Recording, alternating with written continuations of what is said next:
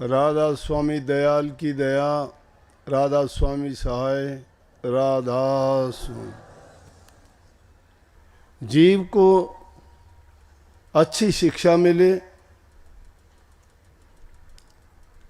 जीवन जीने का सही तरीका मिले, उसके मन में शांति हो, घरों में प्रेम हो, समाज में शांति हो, तो ही आदमी भक्ति के रास्ते पर चल सकता है। और वो सारे काम जब सही होते हैं, उन सब कामों के बीच में सब कुछ ठीक होते हुए अगर हम मालिक के नाम की भक्ति करते हैं तो ये मनुष्य जन्म हमारा सफल हो जाता है। ये नानक साहब वो नानक साहब नहीं है जिन्होंने सिख धर्म चलाया या जिनके नाम से सिख धर्म की स्थापना हुई। ये नानक साहब कोई दूसरे महापुरुष हुए हैं। कितनी अच्छी वाणी उन्होंने पूरी चेतावनी एक ही लाइन में दे दी कि ये निर्देही फिर ना मिलेगी। इंसान का चोला मिलना इतना सुलभ, इतना सस्ता, इतना आसान नहीं है। परमात्मा ने हमें बुद्धि दी है, समझ दी है, अकल दी है, ज्ञान विवेक विचार दिया है। अगर हम उससे सोच के देखें,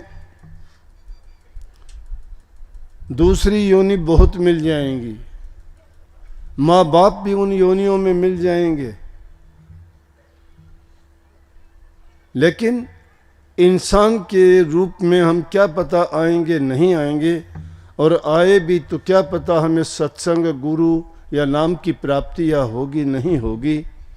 और जब तक नाम की प्राप्ति नहीं होगी तब तक ये जीव भटकता रहेगा संसार में। इसीलिए प्रभु की भक्ति करने से नाम भक्ति जरूरी है। नाम भक्ति गुरु भक्ति से प्राप्त होती है।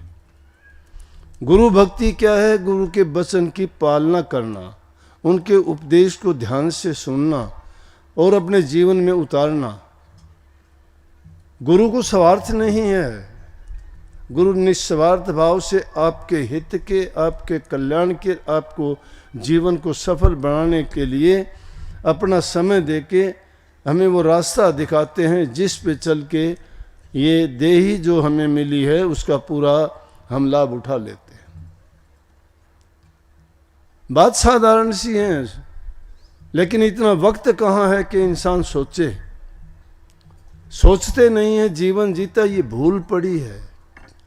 ये हमारे ऊपर भूल है, हमारी बुद्धि पे पर्दा है ये। और वो पर्दा जब हट जाता है तो इंसान को असलियत समझ में आ जाती है। जानते हैं, सभी जानते हैं, लेकिन वो पर्दा नहीं हटा सकते। पर्दा किससे हटेगा? पर्दा हटेगा गुरु भक्ति से। और गुरु भक्ति में क्या देंगे? गुरु नाम भक्ति करवाएंगे।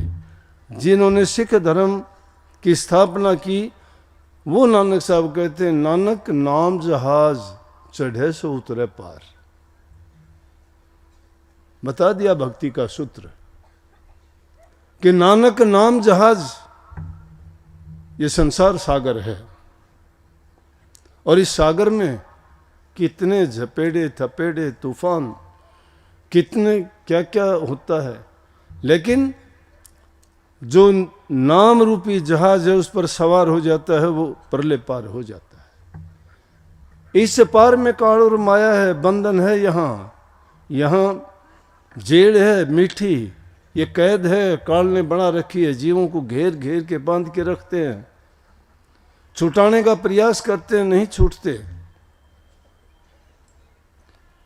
इस जेल से छूटना आसान है ही नहीं, लेकिन गुरु जब मिल जाता है तो वो काल की शक्तियां, माया की शक्तियां देख के डरती हैं।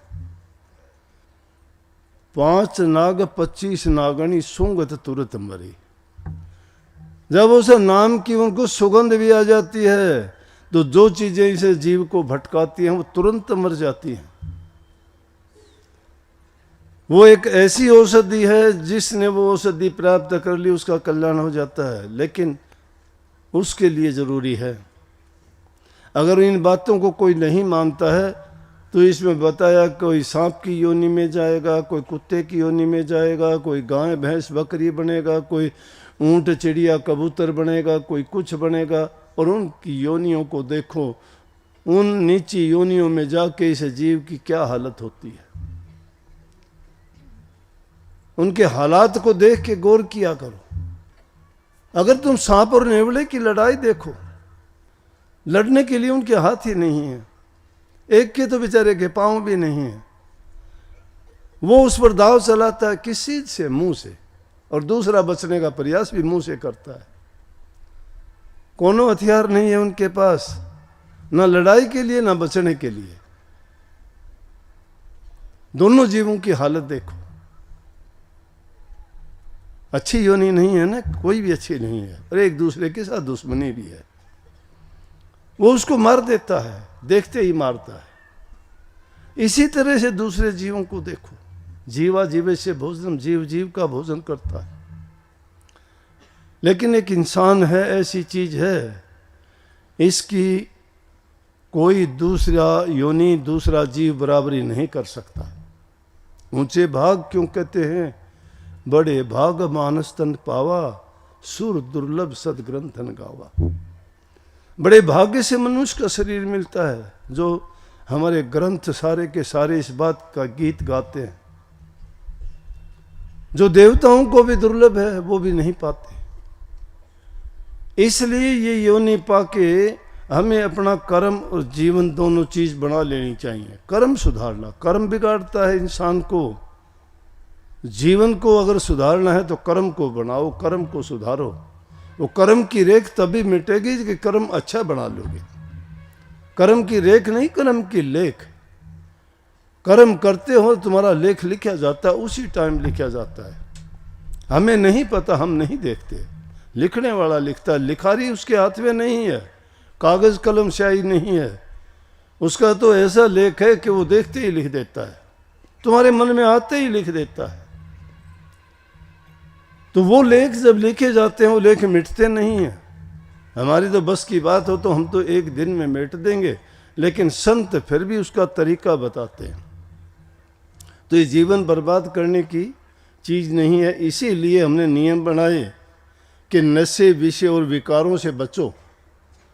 शराब, कबाब, सुल्फा, गांजा, भांग, अफीम, चरस, इन चीज़ों का जो लोग सेवन करते हैं वो अपना स्वास्थ्य बिगाड़ते हैं, अपना जीवन बिगाड़ते हैं, अपने परिवार को भी खराब कर देते हैं, समाज में उसकी बेइज्जती होती है, धन उसका बर्बाद होता है। और ये चीज़ें जब बर्बाद होती है तो उसका जीवन ही बर्बाद हो जाता है।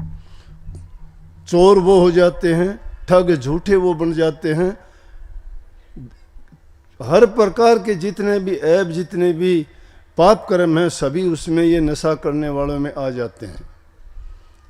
क्योंकि काम वो कर नहीं सकता, काम के बिना, उद्यम के बिना पैसा नहीं आता, पैसे के बिना चीज़ें खरीदी नहीं जाती। जब चीज़ें नहीं खरीदी जाती, प्राप्त वो करना चाहता है, आदत उसकी बिगड़ी हुई होती हैं। कितने लोग जब वो आदत डाल लेते हैं, फिर वो आदत छूटती भी नहीं, तड़पते हैं, सिर पटकते हैं, दीवारों से मारते हैं, अपनी घर जमीन जायदाद बेचते हैं। और ये जुआ, शराब, कबाब, इन चीज़ों में पड़े हुए वो अपने घर के बच्चों तक बेचने के लिए तैयार हो जाते हैं। गिरवी रख देते हैं, घर वालों को पता तक नहीं होता, सब कुछ बर्बाद हो जाता है। वो जीवन कहाँ से जीवन सुखी होगा? ये नरदेही इसलिए नहीं मिली थी कि वो बर्बाद कर लें। आज की नौजवान पीढ़ी को देखते हैं, सुनते हैं, इतना पता हमें नहीं लगता, क्योंकि बाहर की दुनिया से हम इतने घुलते मिलते नहीं। आप जैसे सत्संगी जो बाहर समाज में जाते हैं तो देखते हैं, कोई बच्चा इंजेक्शन लगाता है, कोई गोलियां खाता है, कोई पता नहीं क्या स्मैक का नाम लेते हैं, कोई पाउडर चाटते हैं, कोई क्या क्या चीज़ें ऐसी चल गई जो इन चीज़ों का सेवन करते हैं। उनके बेचारे यूँ समझो कि माँ बाप कितने दुखी होंगे। माँ बाप की पूंजी उसकी संतान होती है, संतान के लिए वो कष्ट दुख उठाते हैं, मेहनत करते हैं, रात दिन कमाते हैं, और फिर सोचते हैं कि हमारी संतान बड़ी होकर अच्छी बनेगी, हमारी बुढ़ापे की सहायता करेंगे, हमारे कुल और वंश का नाम ऊंचा करेंगे। परंतु इन आदतों में पड़ के कैसे करेंगे? वो क्या करेंगे? बर्बाद कर देंगे। इसलिए महिमा कही है। और इन चीज़ों को, ये सुधार की चीज़ है। मैं नहीं मानता ये भक्ति है, मैं नहीं कहता, लेकिन भक्ति के रास्ते पर चलने के लिए पहली सीढ़ी है ये। जिस इंसान का चरित्र अच्छा नहीं है, जिसका जीवन सदाचारी नहीं है, अच्छे गुण जिस इंसान के चरित्र में नहीं है, वो किसी काम का नहीं है, वो कोई काम नहीं कर सकता। और जो इन चीज़ों से बच जाता है तो समझो कि उनके सारे ऐब उस अपने आप खत्म हो जाते हैं। और जो उन ऐबों को खत्म कर देता है तो उसके जीवन का सुधार अपने आप हो जाता है। इसलिए उन बुराइयों से बचे इंसान। वो नाम की दीक्षा देने से पहले हम सबसे पहले उनको यही कहते हैं कि आप इन बुरी चीज़ों से बचो। जब इन चीज़ों की शुरुआत हो जाती है तो जीवन तो बर्बाद हो ही जाता है, यहीं से हो जाता है। इसीलिए उनको सत्संग अच्छे नहीं लगते। सत्य संग होता है सच्चाई का संग करना। सत्य इंसान के जीवन को सुधारता है, संवारता है, अच्छे गुणों से भर देता है। और जिसमें अच्छे गुण हो जाते हैं वही फिर सोचता है भक्ति के रास्ते पे चलने का, उसका रास्ता भी खुल जाता है। तो उन्होंने इस बात को ही जोर दे के गया, अगर हम कोई धन के लिए मरता है, कोई किसी चीज़ के लिए, उन चीज़ों को इकट्ठा करने के लिए भी आपको झूठ, कपट और बेईमानी का सहारा लेना पड़ता है। इसीलिए ईमानदारी से आदमी अगर मेहनत से काम करता है, अपने हाथों से कमाई करके अपनी संतान को पालता है, अपना शांति से बैठ के जो उसमें गुजारा करता है, उसके मन में शांति रहती है, उसको ज़्यादा तड़फ नहीं होती मैं ये करूं वो करूं। इसीलिए तो जीवन में दो ही काम होते हैं, या तो किसी को दे के जाओ, दे के नहीं जाओगे तो छोड़ के जाओगे, साथ कोई नहीं जाना। किसी के साथ कुछ भी नहीं जाएगा। अगर है तुम्हारे पास तो दे के जाओ। किसको दे के जाओ? ज़रूरतमंद की सहायता करो। इकट्ठा करके चले जाओगे, मिट्टी है, कुछ नहीं है। आज अगर देखोगे कि जिन्होंने कमा कमा के, देखते होगे पुरानी जगह में कहीं मिट्टी में दबे हुए आभूषण मिलते हैं, कई सिक्के मिलते हैं, वो चीज़ें दबाई हुई थी, वो किसी के काम नहीं आई। मिट्टी में उसमें कोई अंतर नहीं है, वो मिट्टी रह गई। तो या तो छोड़ के जाना पड़ेगा या देना है।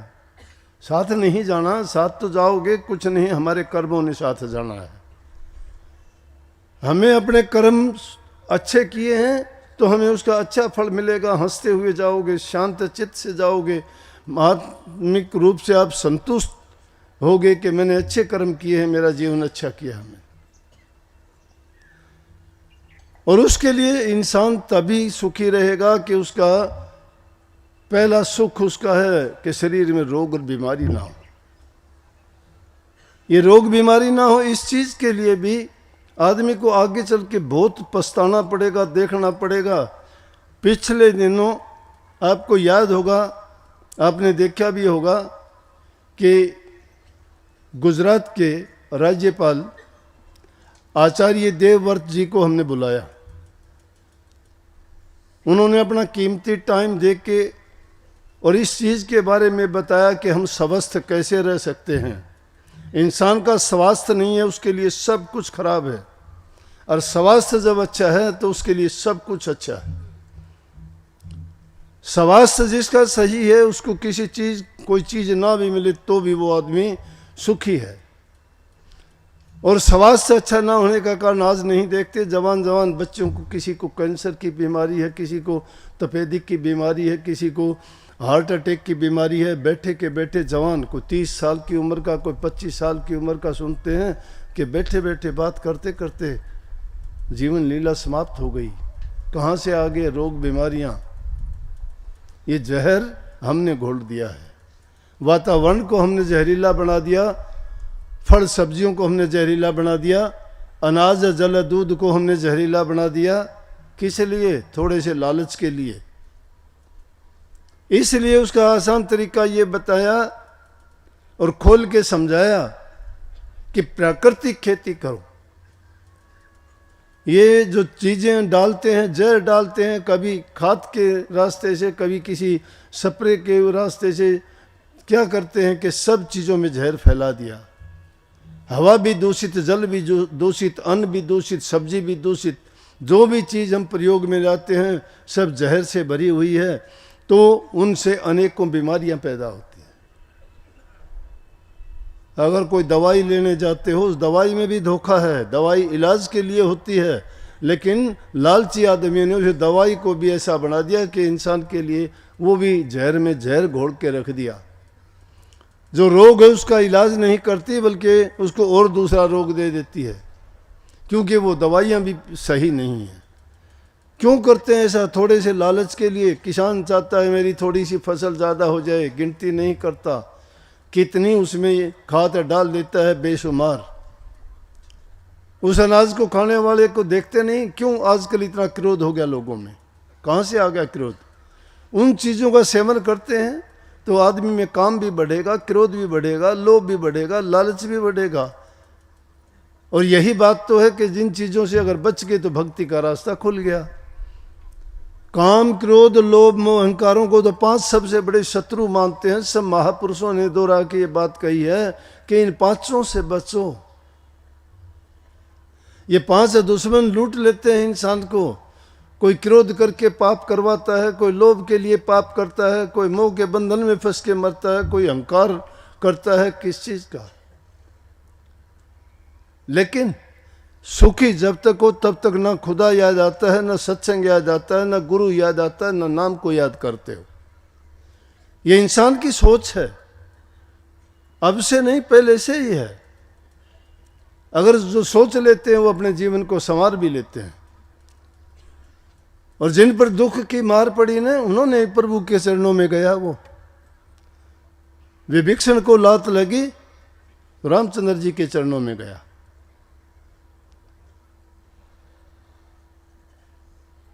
गया कि नहीं गया? ध्रुव और प्रहलाद को उनके पिताओं ने धक्के दे के निकाला, तो ही प्रभु के चरणों में गए, तो ही भक्ति का रास्ता अपनाया उन्होंने, और कहीं नहीं गए। अगर उनको लाड प्यार मिलता तो वो नहीं जाते उस रास्ते पे कभी भी। जब इंसान पर दुख पड़ता है ना, तो ही वो प्रभु याद आती है, तो ही उनको परमात्मा और भक्ति की याद आती है। लेकिन वो दुख आने से ही पहले जो इंसान अपने जीवन में इन चीज़ों को शामिल कर ले, इन बुराइयों से छोड़ के प्रभु के नाम का सुमरण मात्र भी कर ले, तो भी इसका कल्याण हो जाता है। प्रभु के नाम में ही शांति है, वही सभी गुणों का सागर है। उनका तो नाम लेते ही आदमी के मन में शांति आनी शुरू हो जाती है, पाप और दुष्कर्म भागने शुरू हो जाते हैं। जिस प्रकार से जिस घर में बिल्ली घुस जाती है ना, चूहा एक नहीं रहता, बाहर ही नहीं निकलता। तो नाम रूपी बिल्ली को घर में बांध लो, एक भी चूहा नहीं रहेगा। लेकिन ये बहुत मुश्किल है, विश्वास आना, यकीन आना। हाँ, ठोकर लगेगी फिर तो आ जाओगे। ठोकर जब इंसान को लगती है ना, कई तो ठोकर खा के गिरते हैं, उठते हैं तो समझ लेके उठते हैं कि मैंने ये गलत किया था। लेकिन कई ऐसे होते हैं कि जिनको ठोकर लगती है फिर भी नहीं समझते। कई दूसरों को देख के ही समझ जाते हैं कि इसने ऐसा किया था, उसकी सजा ये मिली, इसलिए मुझे ऐसा करने से बचना चाहिए। लेकिन संत तो त्रिकालदर्शी होते हैं, उन्होंने सब देखा है, परखा है, आजमाया है, उनका अनुभव है, वो देखते हैं। और इसीलिए हम लोगों के लिए खोल के बताते हैं कि ऐसा काम ना करो कि जिसके कारण हमें फिर कष्ट उठाना पड़े, फिर हमें गंदी मंदी योनि में जाना पड़े। जो ये चोला मिला है इसको सफल बनाने के लिए अच्छी चीज, पवित्र चीजों का सेवन करो। हर चीज जो जैसा भी है उसमें गुण है, उसका सेवन करने से आपको वैसा ही बना देगी। इसीलिए जो प्राकृतिक खेती के लिए कई हम सब किसान लोग हैं, और ये दावे के साथ कहता हूं कि तुम प्रकृति के अनुसार चलो, उसके अनुसार खेती करो। आपके दुख है क्यों होती है? गलत टाइम पे बरसात होनी शुरू होगी, गलत टाइम पे गर्मी पड़ती है, गलत टाइम पे बारिश होती है, गलत टाइम पे सर्दी होती है। अपने मौसम अपने समय पर बदलते थे, समय के अनुसार सारी चीज़ें होती थी। प्रकृति एक बैलेंस पे काम करती है, लेकिन बैलेंस किसने बिगाड़ा? हमने बिगाड़ दिया। हमने जो काम बिना सोचे समझे किए, उसके कारण प्रकृति का बैलेंस बिगड़ता चला गया, उसके कारण हमारा बैलेंस बिगड़ता चला गया। इंसान की छोटी उम्र हो गई, रोगों से भर गए, कितनी तकलीफ है। लेकिन खुशी की बात यह है कि उस दिन के बाद में आचार्य जी ने बहुत से लोगों को जागृत किया इसके लिए, और जिन लोगों ने उसको अपनाया, डाया के अपने सत्संगी, उसका भाई का नाम क्या, नरेश, आया, आके मेरे से कहने लगे जी मैं प्रकृति खेती करता हूँ। क्या उसने कितने सुंदर अच्छे केड़े उसके, और दूसरी चीज़ें भी सारी की सारी दिखाई। हम जो पैदा करते हैं उनसे 100 गुना अच्छे, उनका स्वाद अच्छा, उनमें कोई किसी प्रकार का ये नहीं कि वो हमें तकलीफ़ दे या जिसके कारण हमारे शरीर पर कोई विपरीत असर पड़े। तो कहने लगा जी मैंने आज तक नाम नहीं रखा, उन चीज़ों का क्या नाम रखूं? मैं उसको कहने लगा कि तू नाम उनका देवदेन के नाम से कर दे। देव माने देवव्रत जी, और देन माने देने वाला, कि ये देन, ये रास्ता बताने वाला, ये तरीका बताने वाला आचार्य देवव्रत जी है, कि जो प्रकृति खेती के लिए इतनी मुहिम चलाई हुई है। और गुजरात में तो उन्होंने बहुत किसानों को लगा दिया है। अब थोड़े दिन, 2-3 दिन पहले भी उन्होंने फ़ोन करके बताया कि किसानों ने इस चीज़ को अपनाया है, उनको बहुत ही अच्छे तरीके से इस चीज़ को सीख लिया, और पैदावार भी उनकी पहले से ज़्यादा है, चीज़ें अच्छी मिलती हैं, और ज़मीन की उपजाऊ शक्ति भी उससे बड़ी है। अब हम अंधाधुंध खाद डालते हैं, उनमें खाद भी ऐसी डालते हैं कि ज़मीन का पत्थर बना दिया, ना वो पानी लेती है, ना उसमें उपजाऊ शक्ति रहती है, और उसके बदले में वो जहर बना के हम चीज़ पैदा करते हैं, जो हमें रोग, बीमारी, तकलीफ, सारी की सारी चीज़ें उससे हमारे शरीर को बर्बाद करती हैं। इसलिए हमें चाहिए कि उनके बताए हुए तरीके को थोड़े से, गोबर पानी का तो बताया, 1 दिन का गोबर ही 1 एकड़ को जो है पूरा खाद दे देगा।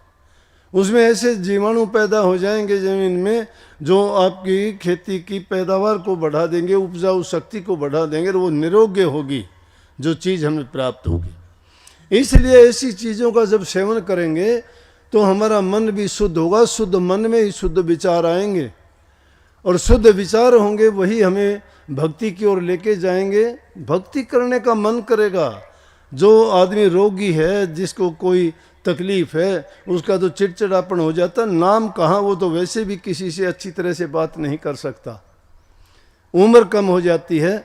कई बार तो ये देख के बड़ा अफसोस होता है कि छोटे छोटे बच्चों की हालात जो देखते हैं, लेकिन माँ बाप को उन बच्चों का बोझ ढोना पड़ता है। क्या करें, पैदा किया है उन्होंने, किन चीज़ों के कारण, उन गलत चीज़ों के सेवन के कारण ऐसा हुआ है। कोई गर्भ से ही कैसा पैदा होता है, चलो कर्म अलग चीज़ है, लेकिन जो कर्म करने का हमारे मालिक ने हमें समय और वक्त दिया है, उससे हमें अपना कर्म सुधारना चाहिए। अपना कर्म तो सुधारना चाहिए। कर्म सुधारेंगे तो परिणाम उसके अपने आप अच्छे होंगे। कर्म अगर बिगाड़ते हैं तो अच्छे परिणाम की तो हम आशा कर ही नहीं सकते। इसलिए संतों ने कहा कि नाम जपो, नाम जपो। नाम जपने से ही बहुत फायदे हो जाएंगे। सुमन किया करो उसका। नाम का सुमन करने से क्या होगा, एक तो आपके मन में दूसरे विचार नहीं आएंगे। दूसरे कौन से, जो नकारात्मक प्रकार की सोच है। कितने लोग आके कहते हैं कि जी मुझे टेंशन है। टेंशन क्या है, किस चीज़ की टेंशन है? टेंशन नहीं, वो रोग है, वो बीमारी है। उसके चित्त में शांति नहीं है। जब टेंशन, रोग, बीमारी में नाम के बारे में, भक्ति के बारे में तो कम पूछने के लिए आते हैं, बीमारी वाले ज़्यादा आते हैं। मैं तो जब बैठता हूँ तो एक भी ऐसा नहीं होता जो ये कहता हो कि जी मैं सुमन इतने टाइम करता हूँ, या मुझे मेरा मन लगता है, मुझे शांति मिलती है, या मेरी एकाग्रता होती है, या कभी मुझे प्रकाश या शब्द या धुन कोई सुनाई देती है, या मुझे कोई इससे लाभ मिला। नहीं, सब आते हैं। कोई सर दर्द, कोई पेट दर्द, कोई कान दर्द, कोई आँख दर्द, कोई कहता है कि और नहीं तो कुछ ना कुछ ये कहेंगे जी मुझे टेंशन है, टेंशन का नहीं पता लग गया टेंशन किस बात की है, क्यों बनी वो टेंशन, वो टेंशन यही टेंशन है। तो अपने आप को इस काम में लगाओ ना, मन को नाम में लगा दो। नाम जब तुम जपते चले जाओगे, मन खाली है, ये बड़ा शैतान है, ये डामाडोल रखता, टिकने ही नहीं देता। इसको टिकने के लिए इसको गुरु की ज्ञान के अधीन कर दो। गुरु द्वारा दिया गया नाम ऐसा अंकुश है जो इस मन को रोकता और डांटता है। तो इसलिए गुरु की बात को तो भुला देते हैं, उसको तो भूले से भी याद करते ही नहीं कि सुमन होता क्या है। नहीं, ठग ये जरूर सीख जाते हैं। आज के युग में मैं कहूँ धर्म नहीं, धर्म धंधा हो गया है, धर्म धंधा हो गया है। कोई भी ऐरा खैरा नथु खैरा, पल्ले कुछ नहीं, 1 मिनट नहीं 4 शब्द सीख लिए, एक तारा ठा के घर घर हो लिया, चलो मैं सत्संग करूंगा, तेरा सत्संग करूंगा मैं, तुम्हारे बुला लियो। ये भोले जीव बुला भी लेते हैं कि भगत है, ये उसको भगत मानते हैं। और वो भगत क्या करता है, 2 शब्द गाया, चलता हुआ नोटों की गठड़ी बांध के जेब में डाल के ले जाता है। बहाना क्या लगाते हैं कि महाराज जी वो हुक्म ही मुझे है। अरे महाराज जी किसी को हुक्म नहीं देता ठगी और चोरी करने का। ऐसा आदमी अगर तुम्हारे पास कोई आता है और कहता है उसे जूत मारो, ये लुटेरे हैं, ये ठग हैं, ये बदमाश हैं, ऐसे लोग ये संगत में बिगाड़ करते हैं, किस नाम के पैसे दो उसको, लोग मजदूरी किया कर जाके, वहां मिलेंगे तेरे को। तू जो गाता है वो हम भी गा लेंगे। और उनको हमारा योगदान होता है ज़्यादा उनको ठग बनाने में। उनको तो परवाह नहीं है कि उनके जीवन का आगे चल के क्या असर होगा, क्या परिणाम मिलेगा। जो इस तरह से जीवों से मांग मांग के भीख मंगे हैं, वो मांगते और भिखारी हैं, घर घर दर दर जो फिरते हैं। अगर ऐसा कोई मिलता है ना, उसको बेशक पुलिस में दे दो। अगर ऐसा तुमसे कोई कहता है और पैसे लेता है, नहीं, अगर करता है तो कर सत्संग, उसको ना दो, चवन्नी भी आ जा भाई रोज कर। ऐसे लोगों से ठगे जाते हो तुम। हम धाड़ धाड़ के रोजाना कहते हैं, फिर भी आप उनके पीछे हो लेते हो।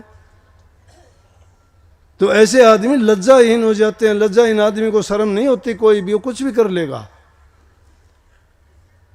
तो मैं कहता हूं धर्म नहीं धंधा हो गया, करते तो नहीं है। अरे नाम भक्ति करोगे, तुम्हारी तो भावना ये होगी मैं किसी को दूं लूं नहीं किसी से। जिस इंसान को सत्य समझ में आ गया, किसी का कर्जदार नहीं बनना चाहता, वो किसी का उपकार और भलाई करना चाहता है। इससे अच्छा किसी गरीब दुखी को, जरूरतमंद को अगर दोगे तुम्हारा पुण्य होगा। लेकिन ऐसे ठगों को देने से तो तुम्हारा भी नाश हो जाएगा। क्योंकि तुम्हारा दिया हुआ पैसा अगर गलत जगह लगता है या गलत चीज पे खर्च होता है तो उसका पाप तुम्हें लगता है। उसको तो लगे वो लगे, देने वाला पाप का अधिकारी बन जाता है, क्योंकि वो उसके देने के कारण वो पाप हुआ। इसलिए ऐसे पापों से बचो। पास से पैसे देते हो और फिर भी तुम खोटा कर्म में शामिल हो जाते हो, और एक सत्संगी को बिगाड़ देते हो, और वो पता नहीं कितने सत्संगियों को बिगाड़ता है। फिर बार बार ये शब्द वाणी में गाते हैं तो पहला दुआ बोले, गुरु हमारा एक है, नुगरे करें 1000 है। बोलने में तो बहुत बोलते हो कि गुरु हमारा एक है, नुगरे करें 1000। हम पल्ला पकड़ा एक कर हो गए परले पर, तुम तो 10 का पल्ला पकड़ रहे हो, एक का कहाँ पकड़ा। एक का पल्ला अगर पकड़ लेते हो तो एक तो कहने लग रहा है कि बुराइयों से बचो, पाप कर्मों से बचो, नेक कर्म करो, पर उपकार करो, पर हित करो, माँ बाप की सेवा करो, बच्चों को अच्छी परवरिश करो, उनकी अच्छा शिक्षा, अच्छी तालीम, अच्छे गुण उनमें भरो, अच्छे संस्कार उनको दो, ताकि आगे चल के वो अच्छा इंसान बने। अरे और जगह जाने के लिए सब जगह ठोकर खाने के लिए तैयार हो जाते, सांग में, सनीमे में, खेल में, कूद में, नाच में। वो नहीं जाए तो भी तुम लेके चले जाते हो। लेकिन सत्संग में तुम्हारे कहने से नहीं आते। क्यों नहीं आते? सत्संग उनका छीनता है कुछ या कुछ देता है उनको। ये इंसान की भूल है, जहाँ सब कुछ बिगड़ता है उसका। जीवन बिगड़ता है, विचार बदलते हैं, उस गंदी चीज में तो भाग के जाएगा। लेकिन जहाँ उसका जीवन बनता है, सुधरता है, जन्म मरण से छुटकारा मिलता है, काल और माया से वो स्वतंत्र हो जाता है, वहाँ जाने से उसका दिल नहीं लगता। यही काल का खेल है। जब तुम पर भी ये चीजें हावी होने लगे तो सोच लो कि काल ने तुम्हें रोकना शुरू कर दिया है। जब तुम्हें थोड़ा बहुत मान सम्मान मिलना शुरू हो जाए तो भी सोच लेना कि काल ने घेरी घाल ली है। ना तुम अभिमान करो किसी चीज का, ना बड़े बनने का प्रयास करो, लेकिन अपने आप को अंदर से इतना मजबूत करो, आत्म शक्ति को जगाओ, आत्मसात करो, आत्मबोध करो। पहले पहचानो अपने आप को कि मैं कितने पाप कर्म करता हूं, कितने अच्छे कर्म करता हूं। अगर अंदर से आप अपने आप का फैसला जब करोगे कि मैं जिस रास्ते पे चला हूं क्या मेरा रास्ता सही है, या कि कितने दिन के लिए मैं ऐसा करता हूं। मैं तो कहता हूं जीवन बहुत छोटा है, इसका भरोसा नहीं है। जब तक जीवन है क्यों ना हम अच्छा करें। अच्छा करोगे तो अच्छा ही कहा जाएगा।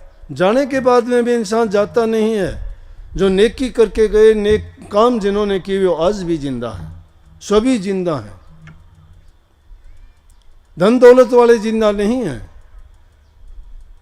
सोने की गढ़ लंका थी, 1 लाख पूत 1.25 लाख नाती थे, रावण के घर दिया जलाने वाला नहीं बचा। सोने की लंका, सोने के कंगूरे थे, लेकिन वो धनवान था। क्या हुआ? आज भी उसके पुतले बना के पाप कर्म के कारण फूकते हैं। तो धन में कुछ नहीं है, मान बढ़ाई नहीं है, किसी चीज में नाम भक्ति में है। मैं कहूं था ना कि जिसको ठोकर लगती है, सुग्रीव को ठोकर लगी, रामचंद्र जी के शरण में गया। जिसको भी ठोकर लगी, लेकिन इस जीव को बिना ठोकर लगे संत कहते हैं कि भाई तुम हमारी शरण में आ जाओ, बिना ठोकर लगे हम अपनाते हैं और तुम्हें सुधारेंगे। फिर क्यों नहीं सुधरते? यहां कोई फीस नहीं देनी पड़ती, यहां देना पड़ता है मन। और मन भी कैसे? तुम्हारे अपने हित और कल्याण के लिए। गुरु नहीं कहता शिष्य को ऐसा चाहिए, गुरु को सर्वस्व दे, गुरु को ऐसा चाहिए, शिष्य का कुछ नहीं ले। शिष्य तो अपना सब कुछ देना चाहिए गुरु को। सब कुछ देने का तात्पर्य ये है कि गुरु की आज्ञा में कि जो भी कोई कार्य करते हो तो उसको उसी समय तुलना करके देखना चाहिए कि गुरु का वचन क्या है, कि गुरु इस बारे में क्या कहता है, कि ऐसा करने से मेरा हित होगा या मेरा नुकसान होगा, मुझे ये करना चाहिए या नहीं करना चाहिए। कहीं गुरु की अवज्ञा तो नहीं है। जो इन चीज़ों का पालन करता है वो गुरुमुख कहलाता है, क्योंकि वो गुरु की आज्ञा में चलता है। और गुरु आज्ञा इंसान के जीवन को संवारती है। और जो अपनी मन मर्जी का काम शुरू कर देता है वो मनमुख है, वो मन के कहे में चलता है। और मन कभी सीधे रास्ते किसी को चलने नहीं देता। क्यों नहीं चलने देता? है काल का एजेंट है। काल नहीं चाहता कि उसकी नगरी उजड़ जाए, उसके जीव यहाँ से कहीं आज़ाद होकर न निकल जाएं, उसकी दुनिया ना उजड़े। इसलिए काल ने बहका दिए। किसी को किसी चीज़ में, किसी को लोभ में, किसी को लालच में, किसी को तीर्थ में, किसी को व्रत में, किसी को पूजा में, किसी को पाठ में, किसी को और दूसरी चीज़ों में, अनेकों ऐसी चीज़ें पैदा कर दी काल ने कि जीव उसी में चक्कर काटता फिरता है, उसी को बड़ी मान लेता है। लेकिन संत जब आते हैं तब इसको बुखार चढ़ जाता है कि अब ये आगे, अब ये तो मेरी दुनिया को खाली कर देंगे। इसलिए सत्संगियों में भी काल घुस के उनकी भी बुद्धि को भ्रष्ट करता है। वो जांच लेता है। तुम्हें देखा होगा कई बार जब शेर को या जंगली जानवरों को अपने शिकार की खोज होती है ना, और उनको कोई शिकार नहीं मिलता, तो देखते हैं या तो हिरणों के झुंड के पीछे, या जो जंगली गायें होती हैं उनके पीछे, या और दूसरे जानवर उनके पीछे वो शेर, और वो भागते हैं। थोड़ा सा उनके पीछे भाग के देखते हैं, जो कमज़ोर होता है वो पीछे लग जाता है, उसी को पकड़ लेते हैं।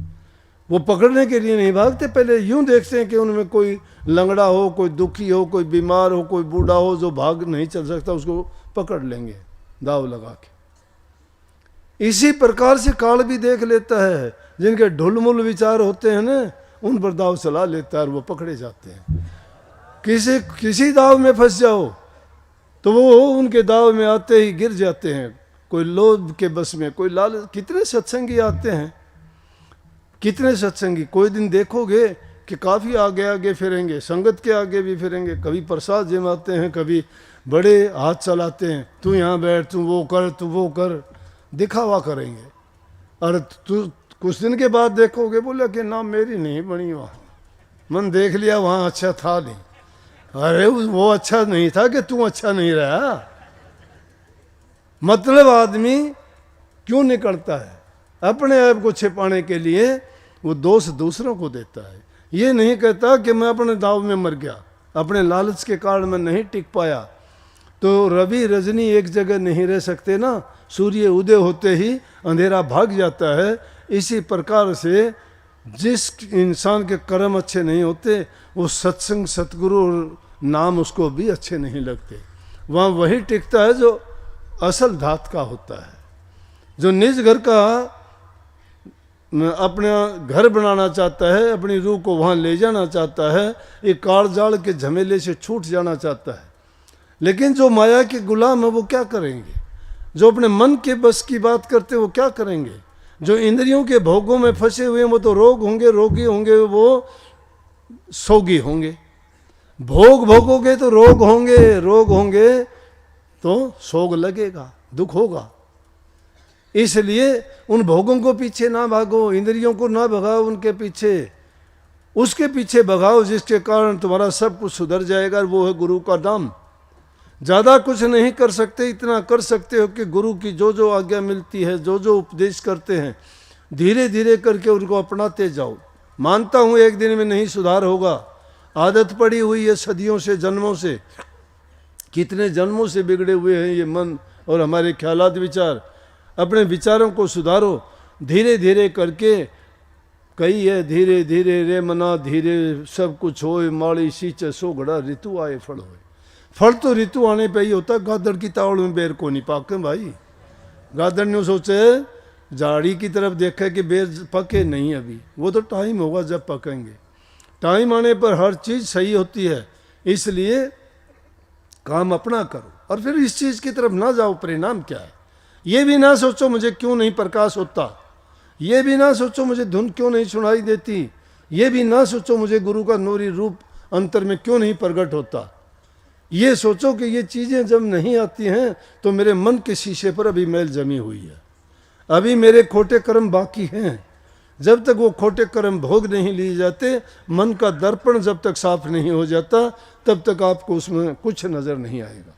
लेकिन धीरे धीरे करके नाम का सुमन करते जाओगे, अरे लकड़ी पे लकड़ी घिसते जाओगे, चिंगारी पैदा होगी। टाइम लग सकता है, टाइम लग सकता है, लेकिन टाइम लगेगा। चिंगारी है, उसमें अग्नि है। इसी प्रकार से हमारे अंदर में भी मालिक बैठा हुआ है। जो तिल माही तेल हर चकवंक माही आग, तेरा साईं तुझ मर जाग सके तो जाग। लेकिन उसके लिए अभ्यास करना पड़ेगा, अभ्यास करना पड़ेगा। जिस प्रकार लकड़ी को लकड़ी से घिसते रहो, घिसते रहो, घिसते रहो, चिंगारी पैदा होगी। इसीलिए उस नाम का सुमन भी उसी प्रकार से रट्टे लगाते रहो, लगाते रहो, लगाते रहो। जब उसमें से वो चिंगारी पैदा हो जाएगी, प्रकाश भी दिखाई देगा, नूरी रूप भी दिखाई देगा, शब्द भी सुनाई देगा, मन भी पवित्र हो जाएगा, जीवन भी सफल हो जाएगा, जन्म मरण के बंधन भी छूट जाएंगे और वो बूंद जाके सागर में समा जाएगी, एक में एक हो जाएगी। ना गुरु, ना चेला, ना सूरत, ना शब्द, एक अकेला रह जाएगा। लेकिन बातों से नहीं भाई, मेरी ये बातों पर ना मान लेना। ये बात कदे यूं ही सोच लोगे ये बात हम भी सीख जाओ और हम भी बोल देंगे ना। बोलने के लिए बहुत कुछ है। मैं किसी किताब की बाणी बातों को नहीं कहा करता। मैं आपको सच्चाई की बात जो आप लोगों से ही सुनता देखता हूँ, उन्हीं बातों को सुन के ही मैं सही रास्ते पर आपको लाना चाहता हूँ। समाज की पहले बुराइयाँ निकालो और उससे भी पहले है कि अपने चरित्र को अच्छा बनाओ। और मैं तो ये कहता हूँ कि जब तुम्हें अच्छे रास्ते पे चलते हुए ये माताओं बहनों को बहुत कष्ट होता है, मेरे भी दिल को दर्द होता है। बेचारी जाके कहती हैं मेरा घरवाला शराब पीता है, सब कुछ बर्बाद कर दिया और हमें सत्संग में नहीं आने देता। छोटी छोटी बच्चियाँ आके कहती हैं कि हमारा पापा शराब पीता है, और हमें सत्संग में नहीं आने देता। आज हम ये कह के आई मेरे माम्या के यहाँ जाऊंगी, क्यों इतवार का दिन है, ये भी नहीं कह सकते स्कूल जाऊंगी कॉलेज जाऊंगी। अब तो माम्या का घर बचा के उसने, वो झूठ बोल के आती है। अरे कहीं बुरी जगह जाती हो तो मना करो, लेकिन वो अच्छी जगह में आने से क्यों मना करता है? क्योंकि उसका रास्ता गलत है। वो अगर अच्छे रास्ते पे चल पड़े तो वो उसकी बुराई के लिए उसको टोक देंगे कि तू ऐसा क्यों करता है, फिर वो बात उसका विरोध करेंगे, वो विरोध उसको अच्छा नहीं लगेगा। इसलिए वो चाहता है कि मैं जो करता हूँ वो करता रहूँ, इनको कहीं ना जाने दूँ। इसलिए जो ये अपना जीवन सुधारना चाहते हैं, ये चाहते हैं कि हमारा परिवार सुखी रहे, हमारी संतान सुखी रहे, मेरे पति की लंबी उम्र हो, उसके लिए ये व्रत रखती हैं, पूजा करती हैं, ये जाके दुआ मांगती हैं, और जब बीमार और दुखी होता है तो उसको संभालती भी ये हैं। और उनकी क्या दशा करते हैं ये कि उनको उनके जीवन को बर्बाद कर देते हैं ऐसी चीज़ों में पड़ के। उनके गहने बेच देते हैं, उनको मारते पीटते हैं, उन पर अत्याचार करते हैं, घर का सब कुछ निकाल के ले जाते हैं। उनका चरित्र कहाँ से बनेगा, कहाँ के सदाचारी होंगे वो, कौन भक्ति का रास्ता है उनके पास? तो ऐसे लोग, जब दुख होता है ऐसे लोगों की बातों को सुन के, और देखते हो आप लोग उनको देखा करो, पता नहीं क्या का क्या बोलते, ना उनकी कोई शर्म रहती है ना लाज रहती है, लज्जाहीन हो जाते हैं वो लोग। इतनी बुराई की चीज़ों का सेवन करते क्या मिलेगा? अरे कुछ भी नहीं करते तो बुराइयों को छोड़ दो, इन विषय विकारों से बच जाओ तो भी तुम्हारा जीवन सुखी होगा, हंसते खेलते हुए नजर आओगे, जीवन में आनंद होगा। और क्या है, स्वर्ग जैसा आनंद तो तभी आ जाएगा। जहाँ सुमति वहाँ सुख नाना, जहाँ कुमति वहाँ दुख विधाना। जहाँ सुमति है, अच्छे विचार हैं, आपस में मेल जोल है, जहाँ बूढ़े बुजुर्ग की इज्जत कदर करते हो, पूजा करते हो, किसी देवता को ना पूजो, तुम्हारे माँ बाप को पूजो, अपनी सास ससुर को पूजो। वो भी आपकी तरह से जवान थे, वो भी बड़े सुंदर थे, उनमें भी बड़ी ताकत थी, बुद्धि थी, बड़ी उन्होंने अपनी ज़िंदगी में काम किए। लेकिन आज बुढ़ापे की उम्र है तो उनका शरीर भी खराब हो गया, रोग भी लग गया होगा, वो हिलने डुलने लायक भी नहीं है। बुल्ले शाह बूढ़ा हो गया, पूरी जिंदगी सत्संग किए, बड़ी बाणी बड़े गाए, अब भी उनकी कव्वालियाँ गाते हैं लोग, गांव गांव जाया करता सत्संग करने के लिए, बाणी गाया करते, मंत्र मुग्ध हो जाते थे लोग। वृद्ध अवस्था होगी, खाट में बैठा है, हाथ धोने के लिए एक बर्तन रखते थे, उसको कूजा बोलते थे। कूजा अपने मिट्टी के बर्तन को बोलते हैं। उसमें पानी रखते थे और उसको नमाज पढ़ने से पहले क्या करते थे, ये अपने हाथों को धोते हैं। वज़ू करने से पहले वज़ू करते हैं, पानी लेके कूजे से हाथों को धो के और फिर नमाज पढ़ते हैं। चाहे पानी थोड़ा ही यूं लगा लो, लेकिन उसका समझो कि हो गए साफ। तो एक वक्त आया कि बुढ़ापे की उम्र होगी, कहीं चल फिर नहीं सकता, खाट में से उठता है, बैठे बैठे सोचना पड़ता है कि कूजा कैसे उठाऊंगा। कहता है कि जिन टांगों ने बड़ी बड़ी पहाड़ियों को लांघा, बड़े बड़े देश विदेश घूमे, बड़ी यात्राएं की, आज उन पैरों ने जवाब दे दिया कि मैं अपना कूजा उठाने लायक भी नहीं रहा। तो अगर वो बुढ़ापे में इंसान की ये हालत हो जाती है तो वो सहारा देखता है, और उस वक्त में तुम उनको सख्त नज़र से देखते, उनकी मदद नहीं करते, उनकी सेवा नहीं करते, उनसे प्यार नहीं करते, तो तुम कौन से परमात्मा को मानते हो, कहाँ की पूजा करते हो, किस गुरु के पास जाते हो? मेरे पास तो ऐसा इंसान आता है तो बेशक सोच लेना उनका कोई भला नहीं होगा। हमारी शिक्षा ये है कि अपने माँ बाप, बूढ़े बुजुर्ग, सास ससुर की सेवा करो। बेशक एक दिन हमारे पास ना हो, बेशक मंदिर मस्जिद ना जाओ, बेशक नाम ना जपो, अगर तुम्हारा कल्याण नहीं हो तो फिर आके दोष मुझे देना, मैं मानूंगा, मैं आपका गुनहगार बनूंगा। सबसे बड़े देवी देवता वही हैं, यही पूजा है, उनमें भी परमात्मा है, कण कण में जिसको मानते हो उनमें बैठा हुआ है। तो घरों में जो प्यार प्रेम रखते हैं, बूढ़े बुजुर्ग की सेवा करते हैं, जबान से मीठा बोलते हैं, जबान से भी हम बड़े गोलियां बरसाते हैं, अग्नि छोड़ते हैं, ये जला देती है इंसान को। ऐसी वाणी, ऐसी भाषा मत बोलो, प्यार से बोलो किसी को।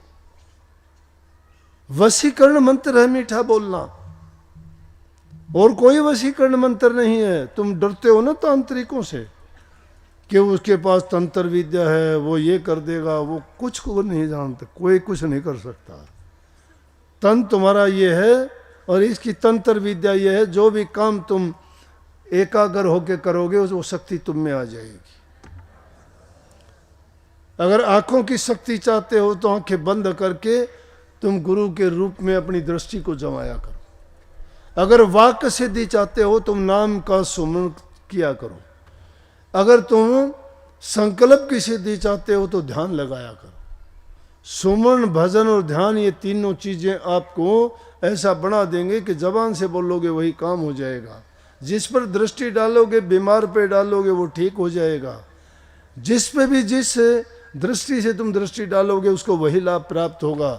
और जिसके बारे में जो संकल्प मन में उठाओगे, देखते ही देखते हो तुम्हारा काम हो जाएगा।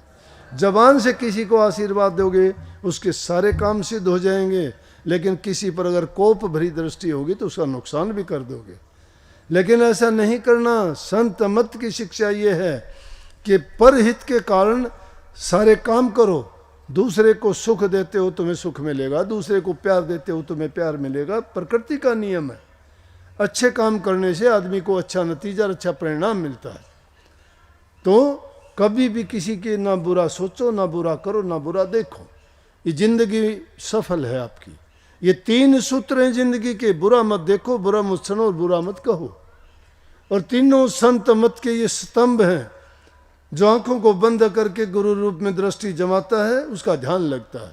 कानों को बंद करके जो बाहर की धुन आवाज़ों को छोड़ के जो शब्द धुन को सुनना चाहता है तो उसकी वो इच्छा पूरी होती है।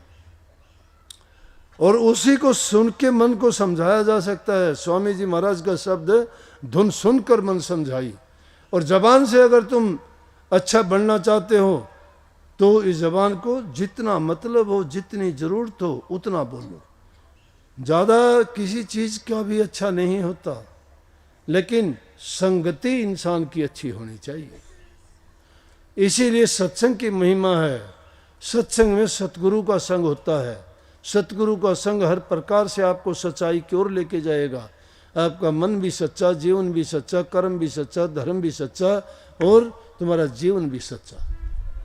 ये सारी चीज़ें सच हो जाएंगी तो सचखंड के आप हकदार हो जाओगे। सचखंड का वीजा मिलेगा आपको। लेकिन सत्य का मार्ग नहीं अपनाता है, वो झूठ, कपट, बेईमान, ठग लोगों में बैठ जाता है। उसकी बुद्धि को हर लेते हैं और वो काल के रास्ते पे चल पड़ता है। सारे उल्ट काम होंगे।